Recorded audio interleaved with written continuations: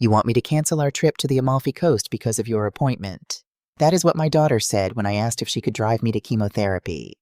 I did not ask for much, just a ride, 40 minutes each way. But somehow that small thing landed on top of a vacation she had already booked, and she sighed when she said it.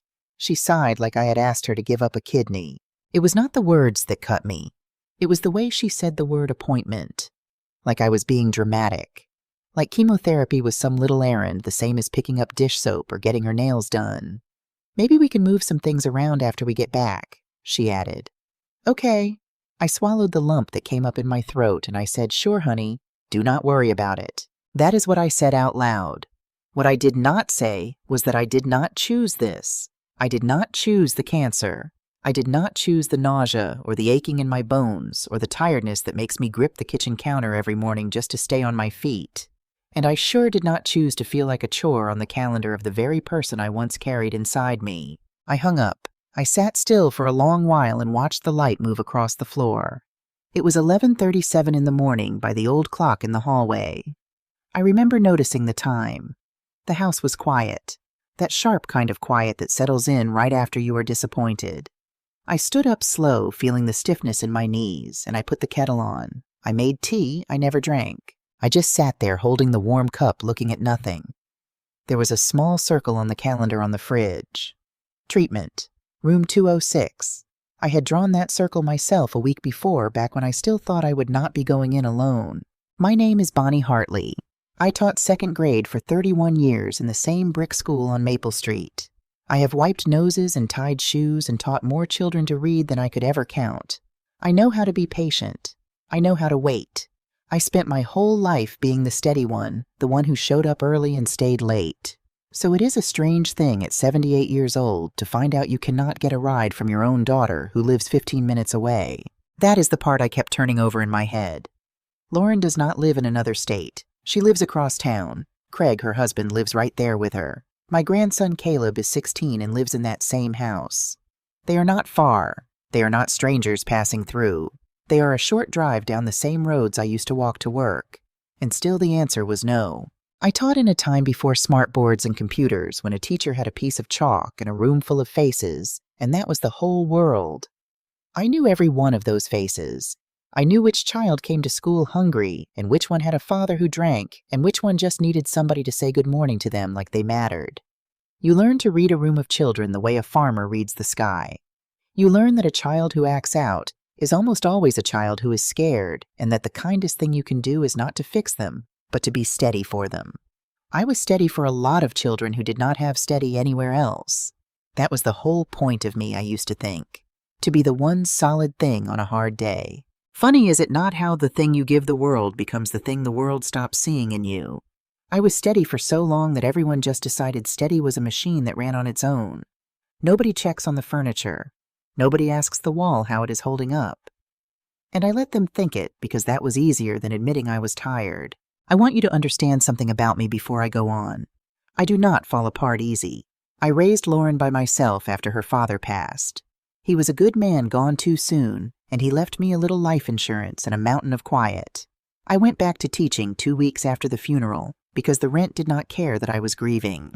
I graded papers at this same kitchen table until midnight. Then I got up at 6 and did it again.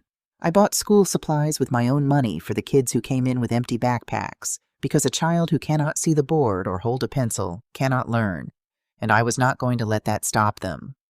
I gave a lot of things away in my life. I never expected to be one of them. That afternoon I opened my phone. I should have put it down, but I did not. And there it was. My daughter, tan and smiling, holding a drink the color of a sunset, standing on a stone terrace over the bluest water you ever saw. Craig had his arm around her. The caption said we needed this. Family first. Family first. I read those 2 words until they stopped meaning anything at all. When exactly did I stop being part of that word? I did not sleep that night. Not from the pain, not from the medicine, just from the churn of it. Every time I closed my eyes, I saw that terrace, that water, those 2 words. I never once blamed my daughter for needing a rest. Everybody needs a rest.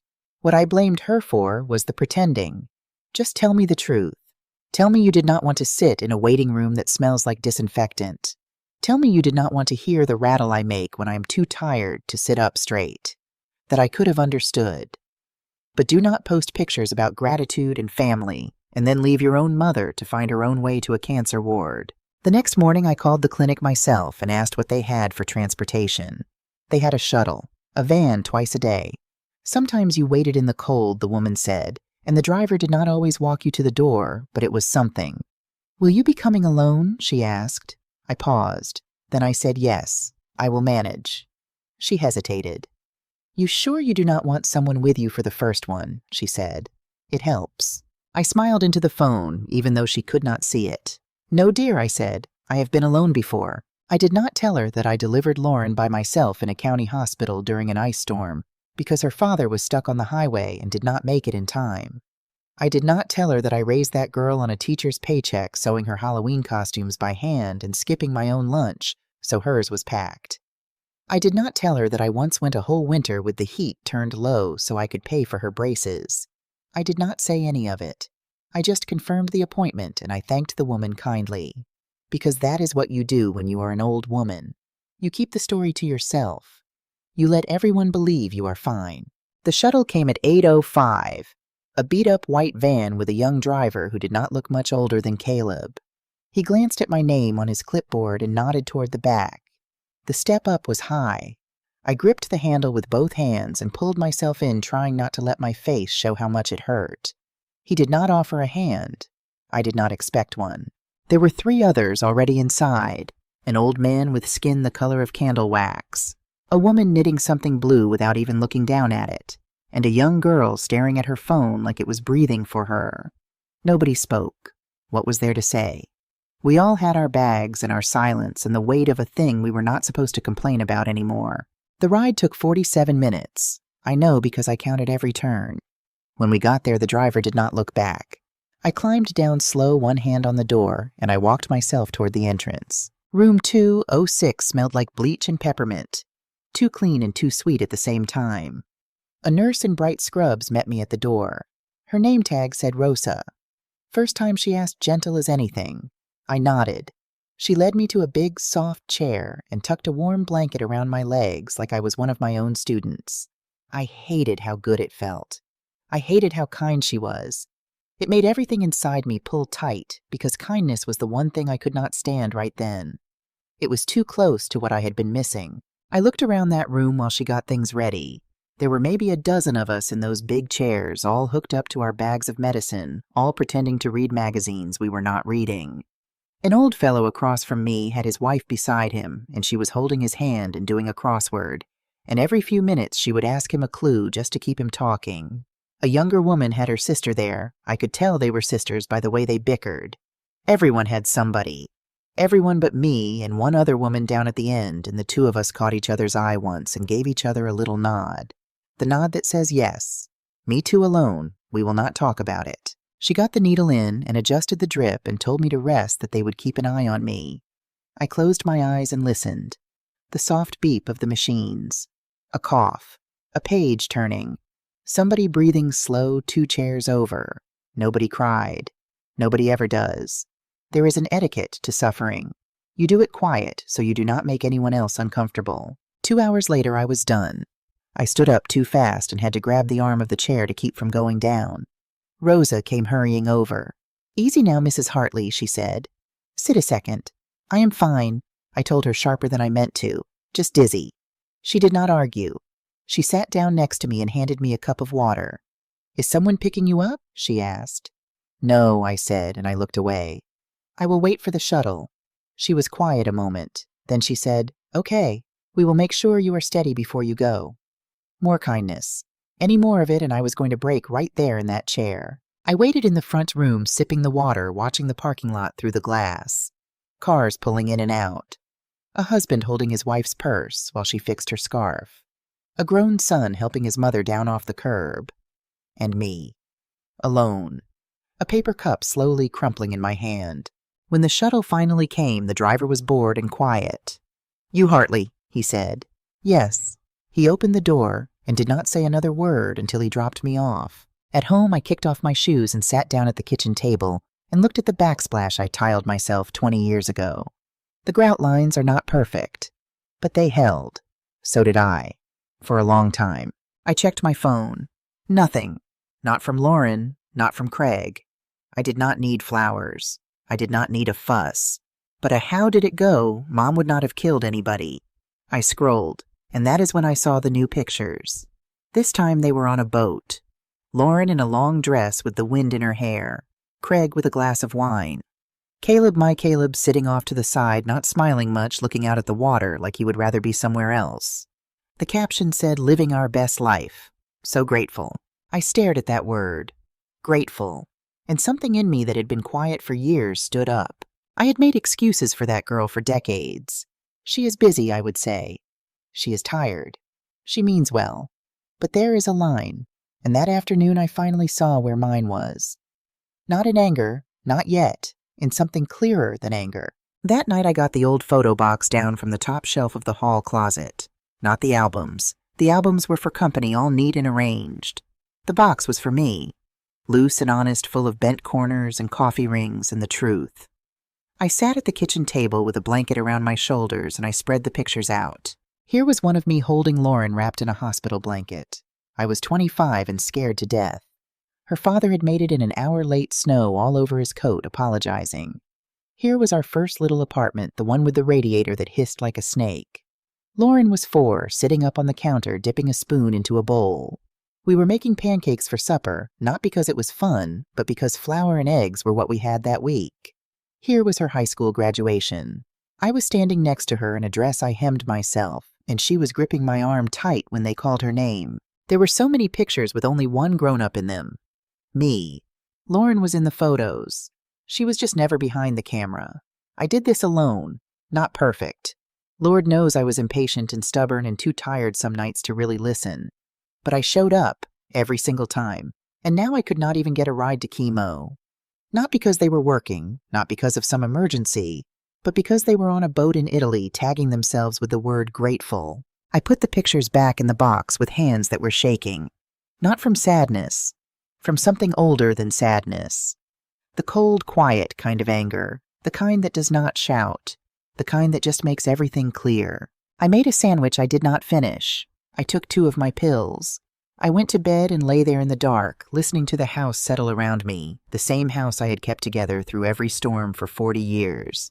And I thought, all right, now I have to decide what it is still worth, and to whom. I did not do anything the next day, or the day after. I let the anger cool into something I could use, and on the 3rd night I could not sleep, so I got up and I went to the spare bedroom, the one I had kept made up all these years for visits that stopped happening a long time ago. I opened the closet and pulled out the small fireproof safe and set it on the floor. The combination came back to my fingers on their own. One click, then another, and it opened. Inside were the papers, the deed to the house, my will, and the power of attorney I had signed 5 years ago, the one that gave Lauren control over my money and my medical decisions. "Mom, it is just a formality," she had said back then. "Everybody our age does this for their parents." I believed her. I signed it at this very table on a Thursday afternoon, and I did not read it close because why would I read something close when my own daughter was handing me the pen? But sitting there on the floor of that spare room at 2 in the morning, I looked at that power of attorney and I saw it for what it really was. Not a formality, a set of keys. Keys to everything I had left. And I had handed them over without a second thought. The house was the last real thing I owned. It was paid off. I had made the final mortgage payment 9 years ago and cried in this kitchen over a check. This house and my little pension, and what was left of Ray's insurance, that was all of it. And every year I had given more and more of the money away until the house was pretty much what remained. I picked up the folder. I carried it out to the kitchen, and I set it on the counter where I could see it. Then I sat down in the dark, and I waited for morning. Because in the morning I was going to call my lawyer. And for the first time in a very long time, I was not going to say the words, "Do not worry about it." I called Nancy Albright at 9 on the dot. She has been my lawyer for close to 20 years, and her voice has not changed one bit. Brisk, sharp, no patience for nonsense. "Bonnie Hartley," she said, like she had been expecting me. "What can I do for you?" "I need to make some changes," I told her. "What kind of changes?" she asked. "All of them," I said. There was a small pause on her end. Then she said, "Come in this afternoon, 2 o'clock. I took the shuttle downtown because I was not up to driving. I sat in her office with the folder in my lap, and she poured me a cup of coffee I did not touch. We had sat like this before years ago when I first set my affairs in order. Back then, I was only thinking about making things easy for Lauren. Simple, clean. She is my only child, I had said. She deserves it all. I meant it, too. I sat in that same chair 5 years later, and I was not so sure anymore. I want to revoke the power of attorney, I said. All of it. The financial part and the medical part. And I want to change my will. Nancy set down her pen. That is a big move, Bonnie, she said. What happened? I did not want to tell her the whole story. I did not want to say it all out loud and live it twice. So I gave her one sentence. She left me to go to chemotherapy alone so she could drink wine on a boat in Italy. Nancy looked at me for a long moment. Then she nodded slow. All right, she said. Let us do this the right way. She explained it to me plain the way I always liked. Because I was revoking a power of attorney and cutting my only child out of my will, there was a chance Lauren might one day claim I was not in my right mind when I did it. People do that, Nancy said. They challenge the will after you are gone and say the old woman was confused. So we were going to close that door before it ever opened. She wanted a letter from my doctor dated stating that I was fully competent in making these decisions on my own. She wanted witnesses. She wanted everything airtight. I liked that. I liked turning the very thing they thought made me weak my age, my sickness, into the thing that made me untouchable. Let them try to say I did not know what I was doing. I would have it in writing that I did. That was the teacher in me, I suppose. 31 years of paperwork teaches you a thing or two. You learn that the people who get hurt are usually the ones who trust that a handshake is enough, and that the people who stay safe are the ones who keep the records and date the papers and make sure everything is written down where nobody can twist it later. I had spent my whole life trusting that love was enough, and that a handshake between a mother and a daughter did not need anything more behind it. Look where that got me. So this time I was going to do it the other way.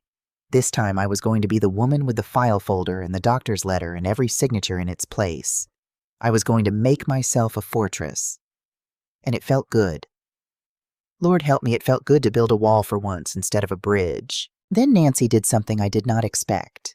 She pulled out a legal pad, and she said, Before we redo the will, I want to look at the accounts the power of attorney gave her access to. Standard practice, she said. When we revoke, we do a full accounting, just so we know where everything stands. I gave her the account numbers. She said she would pull the records, and we would meet again in a few days. I want to tell you about the days in between, because that is when the second thing happened. I had my follow-up with Dr. Harmon that Thursday. Same shuttle, different faces this time. An older couple holding hands. A young man in a suit who looked too healthy to be in that van. Dr. Harmon met me with his warm eyes and his dry handshake. Bonnie, he said, thanks for coming in. We got your labs back. I sat down and folded my hands. He clicked through the screen. The markers are holding steady, he said. That is good news. It means the treatment is doing what we want. We will stay on the same schedule for now. Then he paused and looked at me over his glasses. Bonnie, he said, how are you managing with support? Do you have someone helping you get to your treatments? The question caught me off guard. I opened my mouth to lie. It was habit by then. I am fine, I almost said. But something stopped me. No, I said instead. Not really. He turned his chair toward me. Do you want me to set you up with the oncology social worker? He asked. There are transport options. There are people who can help. I shook my head. I am managing, I told him. But thank you. He did not push. He just nodded and wrote something down. And then before I left, I asked him for something. I need a letter, I said. For my lawyer. Just stating that I am of sound mind in making my own decisions. He looked at me a moment, and I think he understood more than I said. Of course, he said. I will have it drawn up. Bonnie is everything all right. I said it is going to be, and I meant it. That letter was the first stone. I was building something now, brick by brick, the way I used to set up a lesson plan. Quiet and careful and in order. Afterward, I went to sit in the waiting room to catch my breath before calling the shuttle. And that is where the second thing happened. A woman about my daughter's age was sitting across the room, and she kept looking at me. Finally, she stood up and came over, and her face was all lit up with something between hope and disbelief. Mrs. Hartley, she said. Is that you? Mrs. Hartley from Maple Street School. I did not recognize her at first. 40 years does a lot to a face. But then she said her name. Teresa. Teresa Cole. And it came back to me all at once. A skinny little girl in the second grade back in the 80s. The one who came to school in the same thin dress all winter. The one whose shoes had holes in the bottom that let the snow in. I remembered because I had bought her a pair of boots that year and left them on her desk without a word so she would not feel ashamed. I remembered making sure there was always an extra lunch in my bag and setting it down next to hers like it was nothing. Teresa Cole was standing in front of me now, 50 years old with tears in her eyes. "You will not remember this," she said, "but you changed my whole life. I was a mess of a kid.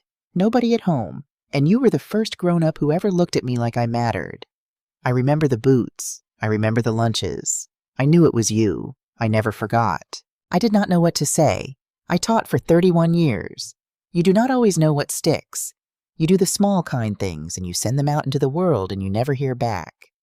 And here was one of them standing in front of me in a cancer clinic all grown. She told me she had become a nurse. Can you believe that she said, and she laughed a little through the tears, "I became a nurse because of you, because you were the first person who ever took care of me, and I wanted to do that for other people."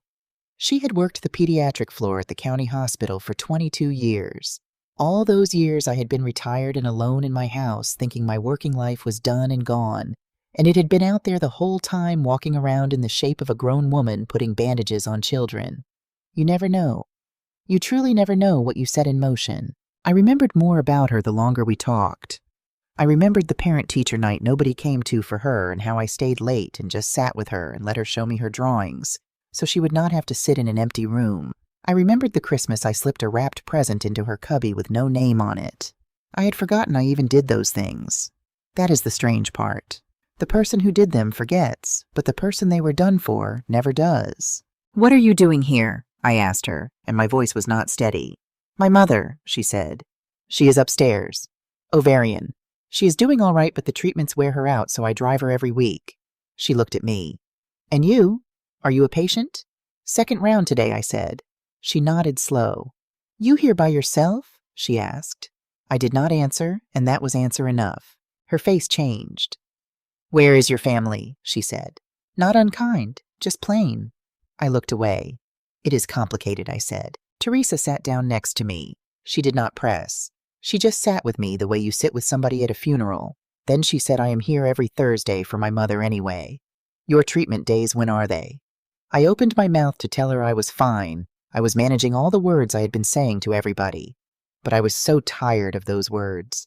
"Thursdays and Mondays," I said. "Mostly." "Then I am driving you," she said. It was not a question. "My mother's on Thursday, you on Monday, and I will figure out how to do both on the days they line up. Do not argue with me, Mrs. Hartley. You bought me boots when I had none. I can give you a ride. I want you to sit with that a minute the way I did. A woman I had not seen in 40 years who owed me nothing, who had her own sick mother to care for, offered me more in 5 minutes than my own daughter had offered me in years. No hashtags, no pictures, no gratitude posted anywhere for anyone to see. Just a hand held out quiet on a Thursday afternoon. That night I sat with it a long time. I thought about all the years I told myself that family was blood, that Lauren would come around, that the distance was just her being busy.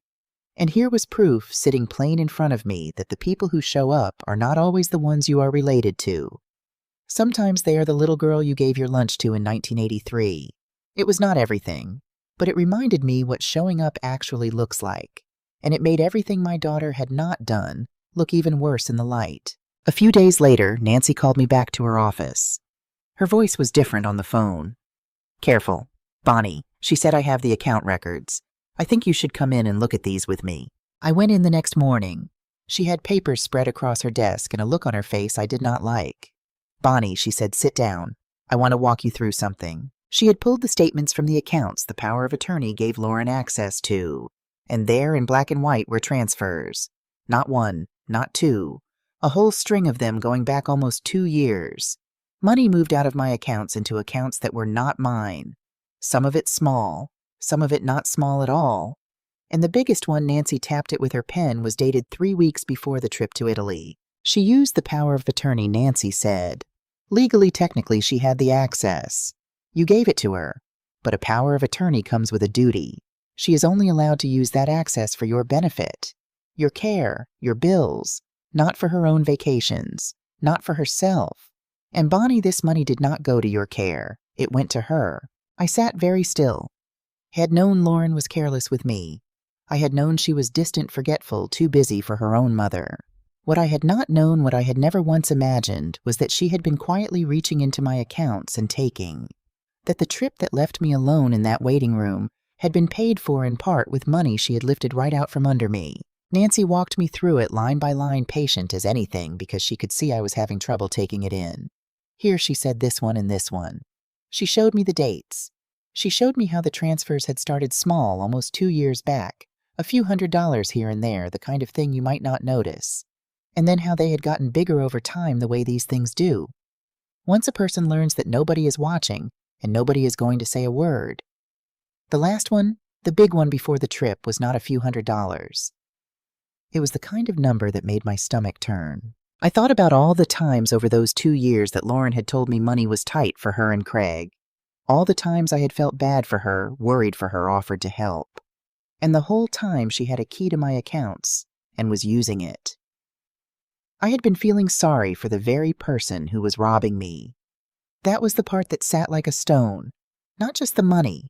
The way she had let me worry about her while she took from me. There is a name for this, Nancy said gently. What she did. It is called elder financial abuse, and it is against the law. I did not cry. I want you to know that. I sat there in that chair, and I felt the last soft thing in me go hard and quiet. All those years I had told myself she meant well. All those years I made her excuses. And the whole time this. What do you want to do? Nancy asked me. I thought about it. I thought about being a good mother, the kind who forgives, who does not make a scene, who keeps the story to herself. I had been that woman my whole life, and it had brought me to a cancer clinic alone in a battered van. I want to revoke the power of attorney today, I said, right now. I want the bank notified this afternoon that she has no access to anything of mine effective immediately. I want her sent a formal demand for a full accounting of every dollar she moved, and I want the will changed. Nancy nodded and started writing. All right, she said. Tell me about the will. I reached into my purse and pulled out a photo. Caleb, my grandson from a couple years back before he got so tall, grinning with a gap in his teeth. This boy, I said. He is 16 now. He is the only one in that house who still sees me. He is the only one who calls just to talk. I want everything to go to him. Nancy nodded. Because he is a minor, she said, we will set up a trust. The money will be held and managed until he comes of age. I will be the trustee if you want, so no one in that family can touch it or pressure him. He gets it clean on his own when he is old enough to know what to do with it. I would say 25. 25, I agreed. And Lauren, Nancy asked. I want her name off everything I said. Every account, every document. Except one line. I want it written down in plain words that leaving her out was my own clear decision made in my right mind on this day. So no one can ever say I forgot her. I did not forget her. I chose. Nancy wrote it all down. When we were finished, she came around the desk and put her hand over mine. Do you feel okay about this? She asked me. I thought about the boots I bought for a little girl 40 years ago, and how that little girl was going to drive me to Chemo on Monday. I thought about my daughter reaching into my accounts and posting the word grateful. I thought about the house and the letter from my doctor and my grandson's gap-toothed grin. I feel I said like I just stood up for the first time in years. And I did. I walked out of that office standing straighter than I had in a long, long while. The papers were signed. The bank was called. My daughter did not know it yet, but the keys were already out of her hands. And somewhere across town in a house I had helped pay for more times than I could count. The trip was over, and she was about to come home to a very different mother than the one she left. Caleb called me on a Tuesday night about a week after I signed the papers. I did not expect it. His name came up on my phone, and my heart did a little jump before I even answered. Hi, Grandma, he said. His voice was low, careful, not the bright, out-of-breath voice he usually had. Are you busy? Never too busy for you, I said. What is it, honey? He was quiet a second. Then he said, Grandma, I have to tell you something, and I do not want you to be mad at me for not saying it sooner. I did not know what to do. I sat down at the table. Go ahead, I said. He took a breath. Before we went on the trip, he said, I heard Mom and Dad talking. Late in the kitchen.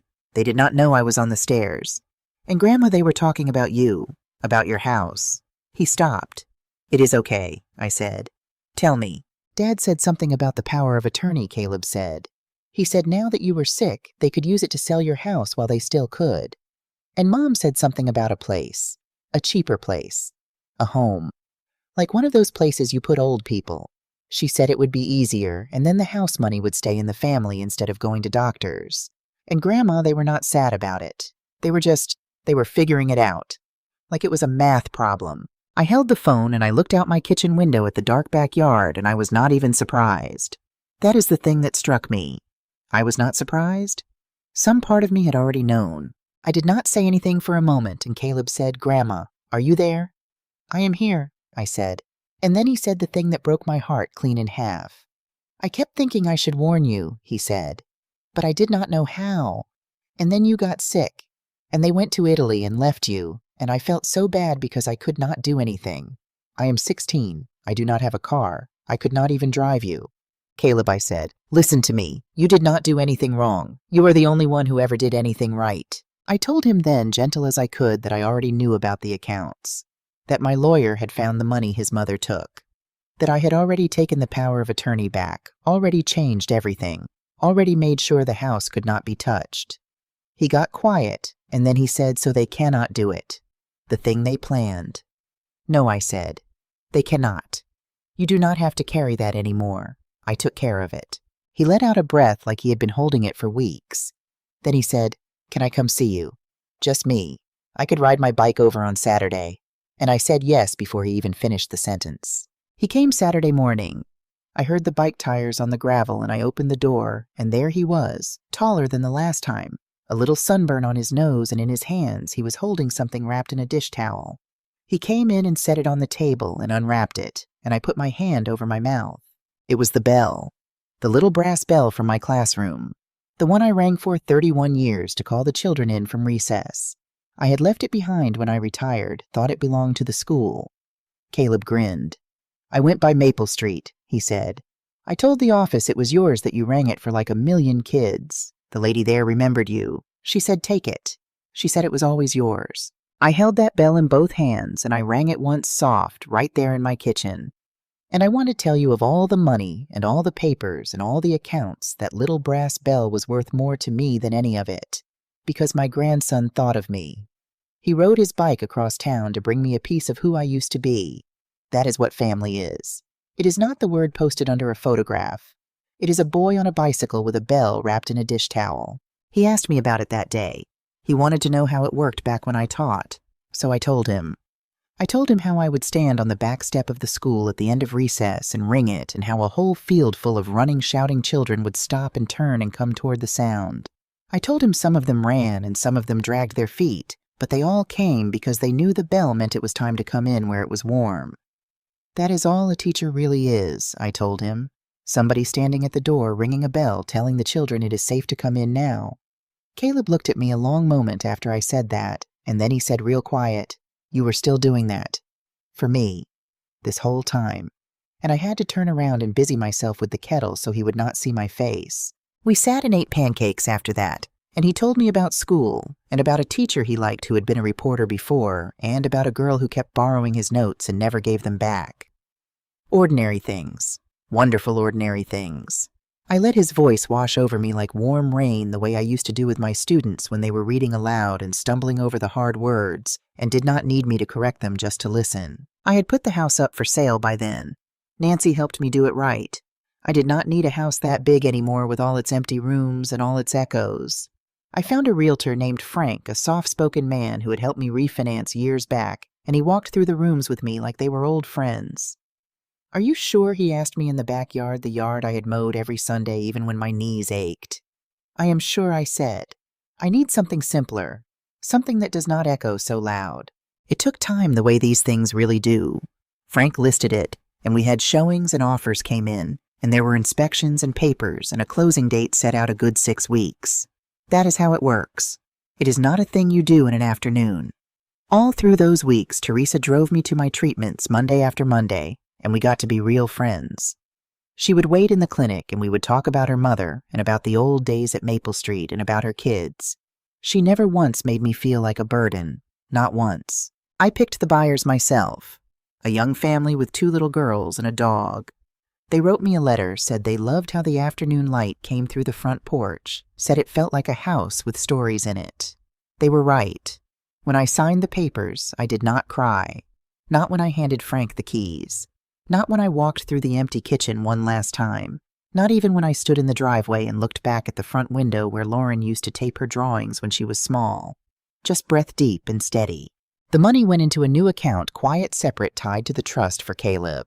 And what I kept for myself bought me a spot at a place called Cedar Hollow. A little 1-bedroom, a small kitchen of my own wide windows, and quiet. I moved in with 3 suitcases and a box of books and that brass bell. Lauren found out I sold the house before I told her. A neighbor saw the sold sign and texted her. She called me, and her voice came fast and tight the way it did when she was trying to sound calm and could not quite manage it. "Mom," she said, "I just saw. You sold the house. Why did you not tell me?" I was sitting by my new window watching 2 squirrels fight over a crust of bread. I let her question hang a moment. "Yes," I said. "I sold it." "But why did you not tell me?" she said again. "I did not think you would be interested," I said. "You are usually so busy." "That was our house," she said. "My childhood." "It was my house," I said. Not loud, just plain. I bought it. I paid off every dollar of it. I paid for every pipe and every shingle and every grocery that ever crossed the threshold. She did not have an answer for that. So she changed the subject. "Where are you living?" she asked. "In a place that fits," I said. "With people who do not forget I exist." She did not like that. "Mom, is this about the trip?" she said. I looked at the clock on my wall. She had lasted about 9 minutes before she brought it up. "I did not call to fight," she added quickly. "I just feel like you are making big decisions without me. Sweetheart, I said you were not involved when I was too sick to drive myself to chemo. I do not see why you would need to be involved now." The line went silent. "Are you mad at me?" she finally said, and that almost made me laugh. "I am not mad, Lauren," I said. "I am clear. There is a difference." She came to Cedar Hollow the following week. No call, no warning. Just her tall figure at the glass doors in a good coat, her hand tight around an expensive purse like it was holding her up. The woman at the front desk knocked on my door and said there was a woman here, said she was my daughter. My heart did not race. It did not even stir.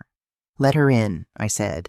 Lauren came in with that energy. She has the energy of someone used to running a room and unsure what to do when the room does not jump. She looked around my little apartment, the teacup, the blanket, the bell on the shelf. I watched her take it all in. She did not sit down. "You could have told me," she said. "No hello." "I did," I said. "On the phone." "No," she said. "Before you did all of it, the house, the will, the accounts." "I had to hear about the accounts from a letter from your lawyer, Mom, a demand for accounting." "Do you know how that felt?" I looked at her steady. "I know how a lot of things feel," I said. Her jaw tightened. Then she tried a softer voice. "Mom," she said, "we can fix this. Just undo whatever you signed. You can come stay with us. I will help more, I promise." I tilted my head. "Now that the money is not coming your way," I said, "you suddenly remember I exist." Her face went red. "That is not fair," she said.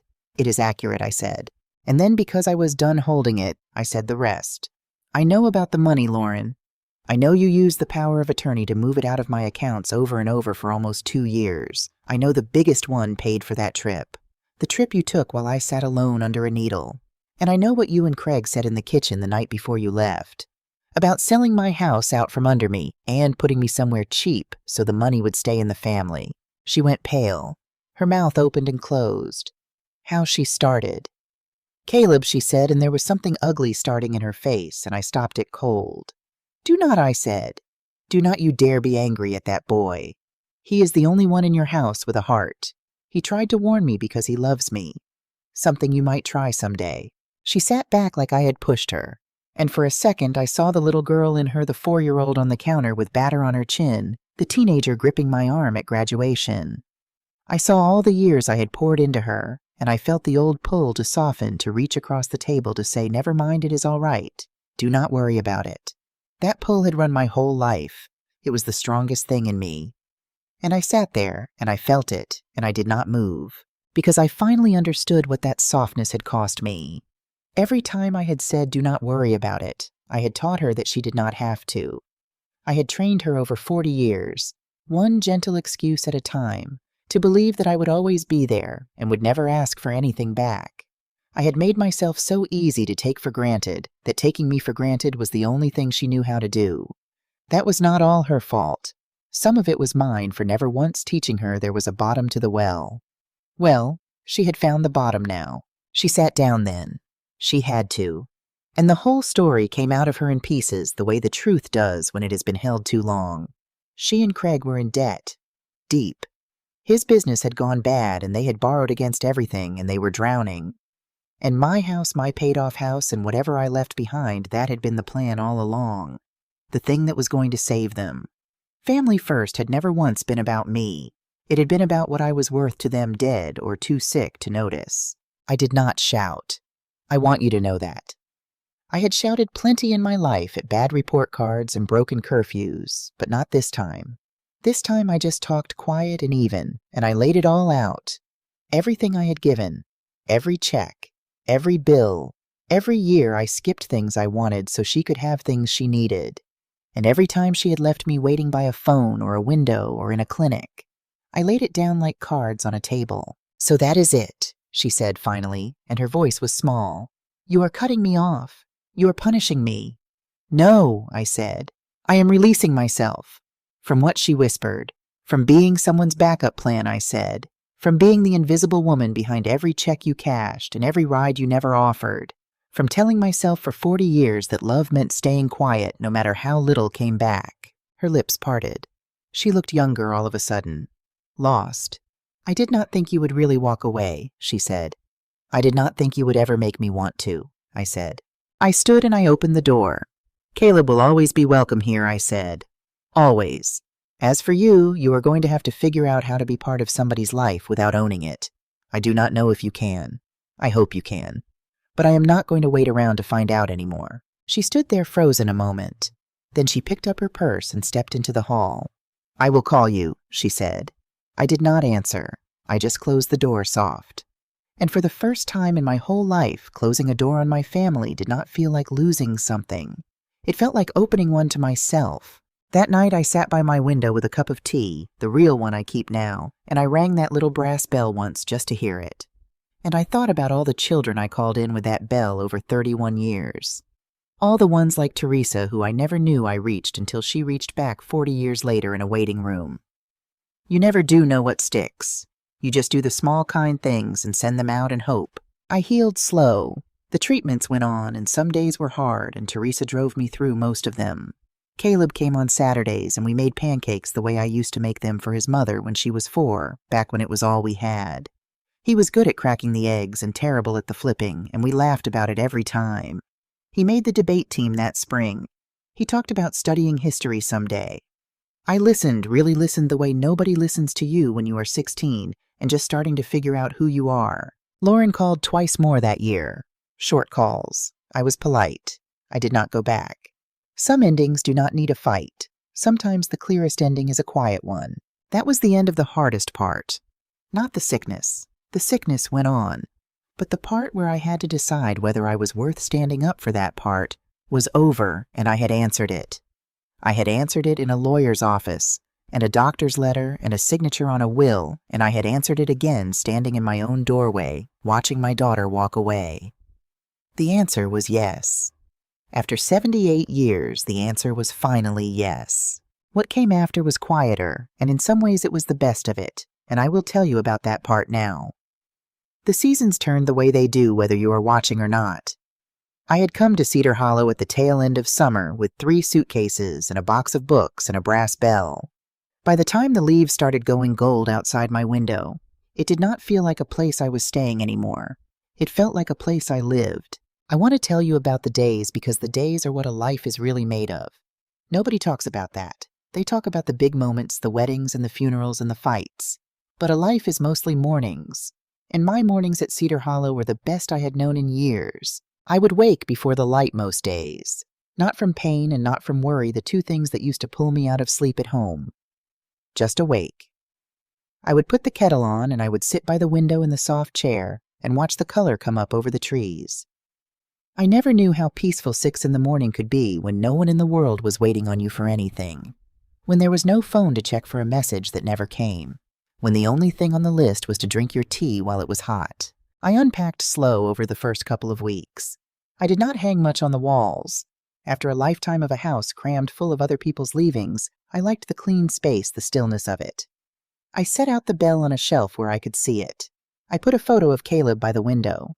I found a home for the little chipped teacup I have carried through 3 decades, the one with the crack near the handle that I mended with glue and stubbornness years ago. I hold that cup careful now, not because it is fragile, but because I am and there is no shame in it. A thing that has been mended and still holds is not weak. It is proven. There was a woman down the hall named Lorraine who became my first real friend there. She was 79 sharp as a tack, and she had opinions about everything from the weather to the cafeteria coffee. If you do not sit next to me at lunch, she told me my second day, I will end up next to Walt, and Walt talks about his hip replacement like it is a war story. I laughed harder than I had laughed in a year, and after that we sat together every day. Lorraine had been a bookkeeper for a lumber company for 40 years, and she had a way of looking at a person and knowing exactly how much they were leaving out. She never made me explain myself. There is a special kindness in people who know how to leave a little space around you. I made other friends, too. Jenny in the unit above me who painted birds. Walt Hipstory and all who turned out to be the gentlest man I ever met, and who always carried butterscotch candies in his cardigan for anyone who looked like they were having a hard day. We were a strange little family, all of us, the leftover people, the ones whose big lives had gotten small. But nobody at that table ever forgot my birthday. Nobody there ever left me sitting alone. Teresa still drove me to my treatments. Her mother had finished her own rounds by then and gotten some good news, the kind you learn not to take for granted, and you would think Teresa might have stopped coming around once she did not have to be at that clinic anymore. But she did not stop. She just kept showing up. She would pick me up on Mondays, and we would go early and get a bad cup of coffee from the machine and sit and talk before my name got called. She told me once on one of those mornings that driving me was the easiest thing she had ever been asked to do, and that she wished more people understood how little it took to matter to somebody. I told her she had learned that lesson a lot younger than I did. She just squeezed my hand. One afternoon, Teresa brought her mother by to meet me. A small woman, thin from the treatments, with the same quiet strength I could see Teresa had gotten from her. She held both my hands in hers and she said, "You are the teacher, the one with the boots. Teresa has talked about you her whole life. You have no idea what you did for her." And I stood there in my little apartment, an old woman, and I understood something I had spent my whole career not quite letting myself believe, that the small things you do for people do not disappear. They just wait. Sometimes 40 years, and then they come back around when you need them most. Caleb came every Saturday he could. He would ride his bike over, or sometimes a friend with a license would drop him, and we would spend the morning together. We made pancakes almost every time the way I used to make them for his mother when she was 4 years old, and it was all we could afford. He was good at cracking the eggs and hopeless at the flip, and half of them ended up folded over on themselves, and we ate them anyway and called them a new invention. He talked to me the way you talk to somebody you trust, about school, about a girl he liked, about not knowing what he wanted to do with his life. I told him nobody knows at 16, and half of us never figure it out, and that the trick is just to stay curious and stay kind and let the rest sort itself. He made the debate team that year, and then he made the finals, and I sat in a folding chair in a high school gym and watched him stand up in front of a room full of strangers and argue his case with his voice shaking a little and his chin up. I cried, of course. I am an old woman. That is allowed. Afterward, he found me in the crowd and hugged me right there in front of his friends, not embarrassed at all, and he said, "Thanks for coming, Grandma." Nobody else did. And I held on to him and did not let go for a good long while. His mother did not come to the finals. I want to be honest about that because I am not going to pretend the story ended with everybody fixed. It did not. Lauren and I did not have some big tearful reunion. Life is not a movie. What we had was smaller and slower than that. She called me now and then. The calls were short and careful, both of us feeling around the edges of what we were now. I was polite. I always answered. But I did not go back to being what I had been. I did not open the accounts back up. I did not tear up the will. Some part of her, I think, kept waiting for me to soften, to forget to be the mother who always said, "Do not worry about it." And I just was not that woman anymore. She had cost me too much to find out who I really was for me to hand it back. Around Christmas, a card came in the mail. Plain white envelope, no return address, but I knew the handwriting. Inside there was just one line written in that pen she always pressed too hard with. I am sorry I failed you. No name. She did not need to sign it. I set that card on my kitchen shelf next to the bell, and I did not write back. Not out of meanness. I just let it sit there. Let her sit in that quiet for once the way she had left me sitting in so many quiet rooms. Some things you do not rescue people from. Some things they have to feel all the way through or they never change at all. I will tell you, though, that card did something to me. Not what she probably hoped. It did not make me want to undo anything. But it loosened a knot I had been carrying a long time. Because for years I had wondered if it was me. If I had done something wrong, been too much, been too little, failed her somehow. And that one line told me she knew. She knew exactly what she had done. And that meant I could finally stop carrying the part of it that was never mine to carry. That night I did something I had not done in years. I sat down at my little desk with a pen and a pad and I wrote a letter. Not to Lauren, not to Caleb, not to anybody I was going to mail it to. I wrote a letter to myself, to the woman I used to be. You tried so hard, I wrote to her. You gave, and you thought that if you just gave enough, you would finally be worth keeping. You thought being needed was the same as being loved. You thought staying quiet was a kind of grace. You told yourself the disappointment was just the price of loving somebody, and you paid it over and over for 40 years. But I want you to know something now from the other side of it. You were never too much. You were never a burden. You were just too easy to take from because you never once said stop, and you were always enough. I wrote for a long time that night. I wrote things I had never said to a living soul, about how scared I had been my whole life of being left so scared that I spent every dollar and every ounce of myself trying to make sure nobody had a reason to leave, about how that fear had made me easy to use, and how the people who use you can always smell that fear on you the way a dog smells it, about how the great joke of my life was that I had been left anyway in the end by the one person I had bankrupted myself to keep. And that being left had turned out to be the thing that finally set me free. The tears came then. Not the hard kind. The slow kind. The kind that comes loose when somebody finally says the true thing to you, even if that somebody is just yourself with a pen. I folded the letter and I put it in the drawer of my little desk, and I felt lighter the next morning than I had felt in a decade. I did not need anyone to read it. It was not for anyone. It was a letter from the woman I had become to the woman I used to be. And the only thing it said underneath all the words was this: I see you now. I am sorry it took me so long. You can rest. The residents at Cedar Hollow threw a gathering that fall. Nothing fancy. Cider in paper cups, a tray of cookies, folding chairs out under the big maple tree that dropped its leaves like slow confetti. Somebody brought an old record player and played jazz that had nowhere better to be.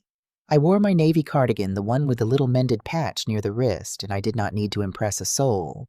I just wanted to feel like myself, and for once I did. Caleb showed up in the middle of it unannounced, holding a paper bag from the farmer's market. Surprise, he said. Do not get excited, it is mostly apples. Inside were 3 honey-crisp apples and a jar of strawberry jam and a little round cheese that smelled like rosemary, and I told him it was the best gift I had gotten in years, and I meant it. He sat down beside me, and Lorraine leaned over and whispered, Is that your grandson? And when I said yes, that is mine, she said, Well, no wonder you talk about him so much. The music was playing, and the light was going gold and low, and Caleb stood up and held out his hand. Dance with me, he said. Here, I said, in front of everybody. We will embarrass the furniture. Please, he grinned. You always told me to say yes to joy. And I had. I had told him that years ago after he broke his arm falling out of a tree and cried not from the pain, but because he thought he would never play again. Say yes to joy, I told him then, even when it hurts, especially then. So I took his hand, and we danced slow and awkward and lovely, him too tall and me too stiff, and it did not matter one bit. Lorraine clapped. Walt whistled through his fingers like a much younger man. Somebody called out, Now that is the spirit. And for a few minutes the whole world was just a rhythm and a heartbeat, and a boy I once rocked to sleep, now the one keeping me steady on my feet. When the song ended, we took a little bow and everybody laughed, and as we sat back down, Caleb leaned close and said quiet so only I could hear, Thank you for not giving up. and I squeezed his hand and told him the truth. "You are the reason I did not," I said. "I healed slow on my own time.